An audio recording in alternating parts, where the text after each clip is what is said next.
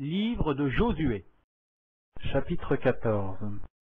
Voici ce que les enfants d'Israël reçurent en héritage dans le pays de Canaan. Ce que partagèrent entre eux le sacrificateur Éléazar, Josué fils de Nun, et les chefs de famille des tribus des enfants d'Israël. Le partage eut lieu d'après le sort, comme l'Éternel l'avait ordonné par Moïse, pour les 9 tribus et pour la demi-tribu. Car Moïse avait donné un héritage aux 2 tribus, et à la demi-tribu de l'autre côté du Jourdain. Mais il n'avait point donné aux Lévites d'héritage parmi eux. Les fils de Joseph formaient 2 tribus, Manassé et Éphraïm, et l'on ne donna point de part aux Lévites dans le pays, si ce n'est des villes pour habitation, et les banlieues pour leurs troupeaux et pour leurs biens. Les enfants d'Israël se conformèrent aux ordres que l'Éternel avait donnés à Moïse, et ils partagèrent le pays. Les fils de Juda s'approchèrent de Josué à Gilgal, et Caleb, fils de Jéphuné, le Kénisien, lui dit: « Tu sais ce que l'Éternel a déclaré à Moïse, homme de Dieu, au sujet de moi et au sujet de toi, à Kadès-Barnéa.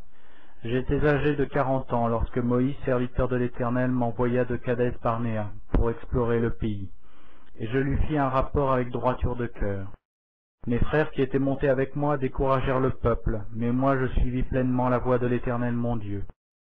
Et ce jour-là Moïse jura en disant: « Le pays que ton pied a foulé sera ton héritage à perpétuité, pour toi et pour tes enfants, parce que tu as pleinement suivi la voie de l'Éternel ton Dieu.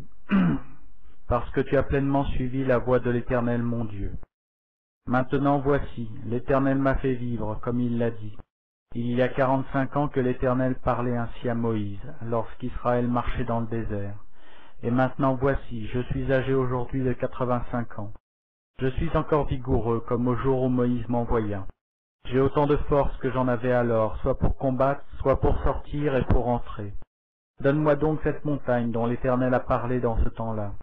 Car tu as appris alors qu'il s'y trouve des Anakim, et qu'il y a des villes grandes et fortifiées.